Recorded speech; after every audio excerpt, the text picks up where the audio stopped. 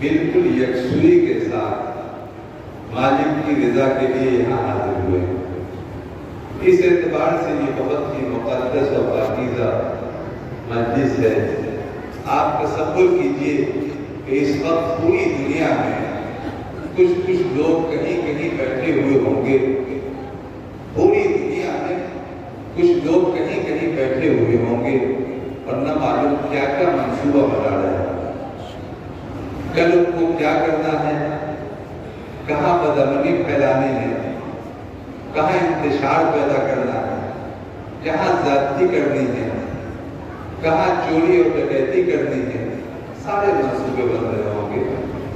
اللہ رب العزت کی اس توفیق پر شکر ادا کیجیے کہ اس نے ہم کو اور آپ کو بھی یہاں بیٹھایا ہے، لیکن اپنی بات سننے سنانے کی توفیق دی ہے اور ہم سب لوگ ان کی مرضیات کے مطابق زندگی گزارنے کے لیے دعا کر رہے ہیں. یہ ان کی توفیق سے ان کے گھر میں بیٹھ کر کے اور ان سے مانگ رہے ہیں. یہ اللہ رب العزت کا خاص طور ہے. حضرات اس پہ غور کرنا چاہیے. آج میں آپ کے سامنے کوئی خطاب نہیں کروں گا اور نہ کوئی تقریر کا ارادہ ہے، بلکہ اپنے بھائیوں کے ساتھ، اپنے ساتھیوں کے ساتھ، اپنے گھر دروازے پر بیٹھ کر کے جو تبادلہ خیال کیا جاتا ہے، گفتگو کی جاتی ہے، اسی انداز میں آپ سے بات چیت کرنا چاہتا ہوں. 2-3 باتیں آپ سے شیئر کرنی ہیں. بھاگلپور میں جب کہیں کوئی خطاب کا موقع ملتا ہے تو یہاں کے سلسلے میں میرا ایک تاثر یہ ہے کہ یہاں کے عوام علماء نظر آتے ہیں. ان کی شکل شباہت، ان کے لباس پوشاک، ان کے طور طریقے سے عالمانہ وقار کا اظہار ہوتا ہے. ایسا محسوس ہوتا ہے کہ کہیں علماء کی بڑی آبادی کے درمیان آنے کا موقع حاصل ہوا ہے. میں اس وزاداری پر آپ کو مبارکباد پیش کرتا ہوں. حضرات اس موقع پر ہمیں یہ یاد رکھنا چاہیے اور دیکھنا چاہیے کہ آج ترقی کرتے ہوئے لوگ فضاؤں میں پرندوں کی طرح اڑنے لگے. ہوائی جہاز کا سفر کرتے ہیں، محسوس ہوتا ہے کوئی پرندہ ہو. سمندروں میں مچھلیوں کی طرح تیرنے لگے. پانی کے جہاز سے سفر کرتے ہیں، محسوس ہوتا ہے کہ مچھلی کے تیرنے کا عمل. ٹیکنالوجی کی مدد سے انسان بہت بلندی تک پہنچا ہے، فضاؤں میں بھی اڑنے لگا ہے وہ، اور مچھلیوں کی طرح تیرنے بھی لگا ہے سمندروں میں. لیکن پوری دنیا اس بات پر متفق ہے کہ ابھی شریف انسانوں کی طرح زمین پر چلنے کا سلیقہ لوگوں کو نہیں آیا، اور آدمیت اور شرافت کے ساتھ زندگی گزارنے کا سلیقہ ان کو نہیں آ سکتا کہ زمین پر لوگ کیسے چلیں گے اور زمین پر بڑوں کے ساتھ کیسا برتاؤ کریں گے، چھوٹوں کے ساتھ کیسے شفقت کا معاملہ کریں گے. یہ ہنر ان کو نہیں آیا ہے. ترقی تو انہوں نے کر دی. مجھے خوشی اور مسرت ہے کہ یہ جو تیسرا حصہ ہے جو انتہائی ضروری ہے کہ آدمی کا مورل ویلیو ہائی ہو اور سماج میں امن و امان کی صورت ہو، بڑوں کا ریسپیکٹ ہو، سینئر سٹیزن کا احترام ہو، چھوٹے بچوں پر شفقت ہو. یہ جو مینر آداب اور طریقے ہیں یہ آخر کیسے حاصل ہوں گے؟ یہ سب سے بڑا مسئلہ ہے. اور اس کے حصول کا طریقہ وہی ہے کہ دستور حیات جو کائنات کے خالق نے انسانوں کے حوالے کیا ہے، قرآن کریم. اور دوسرا نسخہ سرور کونین محمد رسول اللہ صلی اللہ علیہ وسلم کی تعلیمات. یہ دونوں نسخے ایسے ہیں جس سے زمین پر امن و امان کی صورت پیدا ہوگا، زمین پر توازن بحال ہوگا. مجھے مسرت ہے کہ آج کی اس بلد میں اور آج کی اس نشست میں اسی کا اہتمام کیا گیا ہے کہ کائنات کے خالق اور مالک کی کتاب ان بچوں نے اس کو محفوظ کیا ہے اپنے سینے میں، اور قرآن کریم کی جو دستوری ہے حیثیت ہے اس کو یاد رکھتے ہوئے کلام الہی کو سینے میں محفوظ کر کے قرآن کی ایڈوکیسی اور قرآن کی ترجمانی اور قرآن کی تعلیم کو عام کرنے کے سلسلے میں ایک نہج طے کیا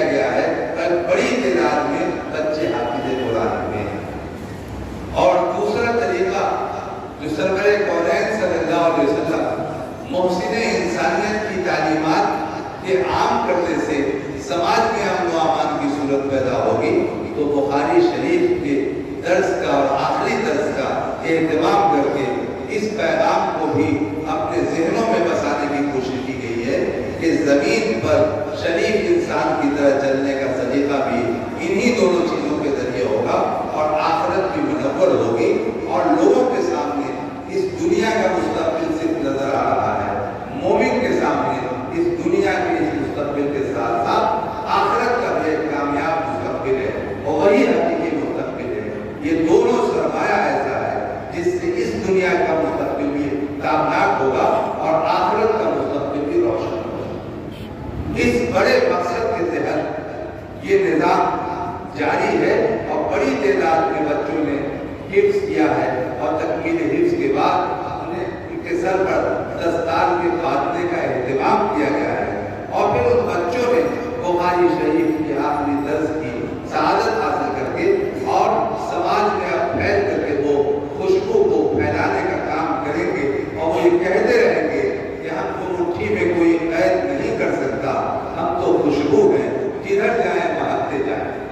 اور اس طرح سماج کی کثافت کو، اس کی بدبو کو، اس کی گندگی کو، اس کی خرابی کو دور کرنے کا کام کر سکیں گے، اور بدبو کو خوشبو میں تبدیل کریں گے، اور سماج کو خوشبو کا تحفہ دیں گے۔ میں بچوں کو دیکھ کر کے یہ کہنا چاہتا ہوں کہ یہ مہر طابہ سے کوئی کہہ دے کہ اپنی کرنوں کو چن کے رکھ لے، یہ مہر طابہ سے کوئی کہہ دے کہ اپنی کرنوں کو چن کے رکھ لے، ہم اپنے صحرا کے ذرے ذرے کو خود چمکنا سکھا رہے ہیں۔ ان بچوں کی جو تعلیم و تربیت ہوئی ہے، معتکف اساتذہ نے 24 گھنٹہ ان کی نگرانی کر کے ان کو جس طرح سوار ہے بنایا ہے، اور سماج کے پھینکے ہوئے پتھر کو لا کر کے تراش کر کے اس سلیقے سے سماج کے سامنے پیش کرنے کا کام کیا ہے۔ ایک پتھر کی بھی تقدیر بدل سکتی ہے، شرط یہ ہے کہ سلیقے سے تراشا جائے۔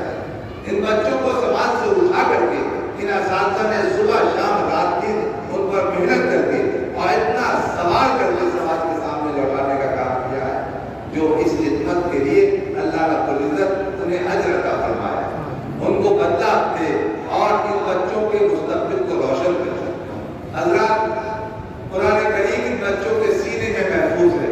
کائنات کے خالق و مالک نے اعلان فرمایا کہ یہ جو کتاب الہی ہے، بندے متفکر ہوں گے، پریشان ہوں گے کہ نہ معلوم خدا نخواستہ حادثات آتے رہتے ہیں، ہوتے رہتے ہیں، کبھی کوئی سیلاب آ گیا، کوئی طوفان آیا، ایک سے ایک واقعہ ہوتا رہتا ہے، اور خدا نخواستہ قرآن کریم کے یہ نسخے ہماری نگاہوں سے کبھی اوجھل ہو جائیں، ہمارے سامنے نظر نہ آ سکیں، کسی حادثے میں کسی پریشانی تو ان کو تردد و تفکر ہوگا۔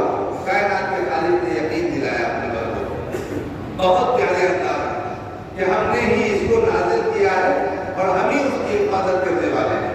حفاظت کا طریقہ کار کائنات کا خالق جانتا ہے، وہ علیم و خبیر ہے، قادر مطلق ہے، اور ظاہر یہ سمجھ میں آتا ہے کہ ان چھوٹے چھوٹے بچوں کے سینے کا بھی انتخاب کر کے قرآن کے نسخے کو اس میں محفوظ کر دیا ہے کہ اگر یہ نسخے کبھی اوجھل ہو گئے تو پھر حافظ بیٹھ کر کے اور ڈکٹیٹ کرا دے گا، اور زبر زیر کے فرق کے بغیر ہزاروں نسخے تیار ہو جائیں گے اور سماج کے درمیان پھیل جائیں گے، اور کسی تردد اور تفکر کا معاملہ نہیں رہے گا۔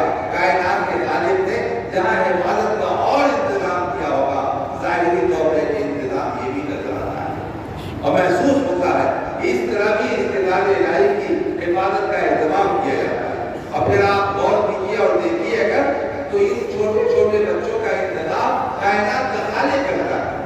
ہو سکتا ہے کوئی سبزی بیچنے والے کا بچہ ہو، کوئی رکشہ چلانے والے کا بچہ ہو، امیر و کبیر آدمی یہ دعویٰ کر سکتے ہیں کہ 1 کروڑ روپیہ خرچ کر کے اپنے بیٹے کو ڈاکٹر بنا لیں گے، انجینئر بنا لیں گے، لیکن کوئی یہ دعویٰ کرنے کی پوزیشن میں نہیں ہے کہ 1 کروڑ روپیہ خرچ کر کے وہ اپنے بیٹے کو حافظ بھی بنا لیں گے۔ حافظ کا انتخاب کائنات کا خالق کرتا ہے کہ کس کے سینے میں ہمارا کلام رہے گا۔ تو ممکن ہے کہ وہ درزی کا بیٹا نظر آتا ہو، سبزی بیچنے والے کا بیٹا نظر آتا ہو، رکشہ چلانے والے کا بیٹا نظر آتا ہو، لیکن آپ غور کیجیے اس نظریے کے ساتھ کہ کائنات کے خالق نے اس کا انتخاب کیا. وہ بچہ عام بچہ نہیں ہے، کائنات کے خالق کا منتخب بچہ ہے. اس نے انتخاب کیا اس کا کہ اس کے سینے میں ہمارا کلام محفوظ رہے.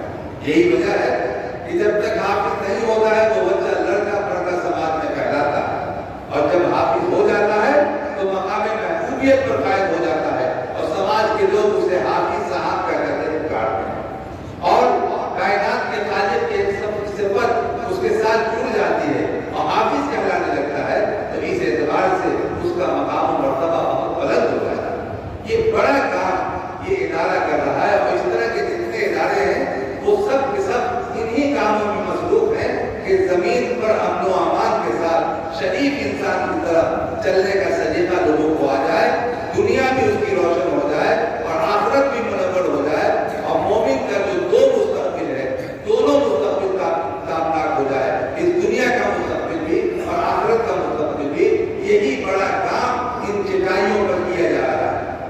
حضرت مولانا سید ابوالحسن علی ندوی رحمۃ اللہ علیہ سے اس وقت کے وزیر اعظم راجیو گاندھی نے پوچھا تھا کہ مولانا حضرت یہ مدارس سب کیا کر رہے ہیں، ان کا کیا کنٹریبیوشن ہے ملک کے لیے، کیا تعاون. حضرت نے مسکراتے ہوئے کہا کہ اس ملک کو شریف آدمی کی ضرورت نہیں ہے، ایماندار آدمی کی ضرورت نہیں. یہ مدارس چٹائی پر بچوں کو بیٹھا کر کے ایماندار بنا رہے ہیں، شریف بنا رہے ہیں، اور یہ سرمایہ ہے اس ملک کا. کیا آپ کو اس ملک میں ایسے لوگوں کی ضرورت نہیں ہے؟ اور انہوں نے کہا کہ نہیں، یہ تو بہت بڑا کنٹریبیوشن ہے اور بڑا کارنامہ ہے. تو یہ مدارس یہی کام کر رہے ہیں. کبھی نصاب کا تذکرہ کر کے ان کو ڈیمولائز کیا جا رہا ہے، کبھی اور دوسری چیزوں کا تذکرہ کر کے ان کی ہمت کو پست کرنے کا کام کیا جا رہا ہے. میں اہل مدارس کو بڑے اعتماد کے ساتھ عرض کرنا چاہتا ہوں اور علی وجہ البصیرت عرض کرنا چاہتا ہوں، مشاہدے کی بنیاد پر عرض کرنا چاہتا ہوں کہ آپ اپنے نصاب کے تئیں پابند رہیے، اور اسی نصاب سے نہ معلوم کن کن لوگوں نے کون کون سا مقام حاصل کیا ہے. آئینے پہ غبار ہے، یہ تیری نظر کا فشار ہے. اسی آئینے سے سنور گئے جنہیں تھا سنورنے کا حوصلہ. کسی چٹائی سے نہ معلوم کون کون لوگ پیدا ہوئے، کیا کیا کارنامہ انہوں نے انجام دیا. یہ تفصیل کا موقع نہیں ہے، یہ چٹائی بہت بافیض. میں اختصار کے ساتھ کہنا چاہتا ہوں کہ نصاب تعلیم کی تبدیلی کا جہاں ذکر آتا ہے، میں پوچھتا ہوں ادب کے ساتھ کہ وہ کون سا اصلی نصاب ہے، وہ کون سا یونیورسٹی کالجز کا نصاب ہے، اور دوسرا نصاب وہ نصاب تعلیم جو لارڈ میکالے کا قائم کیا ہوا ہے، جو 1836 میں انہوں نے پیش کیا تھا اور اس کے نتائج سامنے آئے. انہوں نے یہ بات کہی تھی کہ ہم اس نصاب تعلیم کو رائج کر کے لوگوں کی شکل زبان کو ہندوستانی رہے گی، شکل صورت کے اعتبار سے ہندوستانی نظر آئے گے، لیکن فکر و خیال کے اعتبار سے انگریز نظر آئے گے. ہم ایسا نصاب آگے بڑھانا چاہتے ہیں. اس نے یہ بات کہی تھی کہ اس نصاب تعلیم کو اور نظام کو اپنے معاش سے جوڑ کے رکھا ہے تاکہ اکنامیکل کنڈیشن اس کی مضبوط رہے اور اس کے حساب سے آگے بڑھتا جائے. وہی نصاب کا سلسلہ رائج ہے ان اداروں میں اور چل رہا ہے آج بھی. میں یہ پوچھنا چاہتا ہوں کہ وہ کون سا نصاب تعلیم ہے جس کو پڑھ کر کے کتوں سے تو انسانوں کو محبت ہوتی جا رہی ہے اور ماں باپ سے نفرت ہوتی جا رہی ہے. کتے کو گاڑی میں لے کر کے کیک خریدنے جا رہے ہیں، ان کو نہلا رہے ہیں، دھلا رہے ہیں، ان کی خدمت کر رہے ہیں، ان کو گھما گھما کر کے بولو برات اور پیشاب پتانے اس کے صاف کر رہے ہیں، اور ماں باپ کے آہو کراس سے، ان کی چھینک سے، ان کی کھانسی سے گھر بیزار ہو رہا ہے اور گھر بے چینی محسوس کر رہا ہے. یہ کون سا نصاب تعلیم ہے، کون سا نظام تعلیم؟ آپ جس نظام تعلیم کو لے کے چل رہے ہیں وہ نصاب تعلیم یہ بتاتا ہے کہ ماں کے قدموں کے نیچے جنت ہے اور باپ جنت کا دروازہ ہے. اس نظام تعلیم سے جڑے رہیے. میں اس کا قائل ہوں کہ صالح قدیم اور نافع جدید کا سنگم ہونا چاہیے. جو نفع بخش چیز ہے اس کو لینا چاہیے، لیکن آپ مغلوب مت ہوئیے. آپ کا نصاب انتہائی جامع بہت بہتر ہے. جو گلستہ بوستہ آپ چٹائی کو پڑھاتے ہیں وہی گلستہ بوستہ کے ابواب ماسٹر ڈگری جو یونیورسٹی کی آخری ڈگری ہوتی ہے، ایم اے کی ڈگری، اس کے منتخب ابواب ایم اے کے نصاب کا حصہ ہے. جو آپ بچپنے میں پڑھاتے ہیں، بے شعوری کے زمانے میں پڑھاتے ہیں، وہاں آخری ڈگری یونیورسٹی کی اس نصاب کو پڑھ کر کے دی جاتی ہے.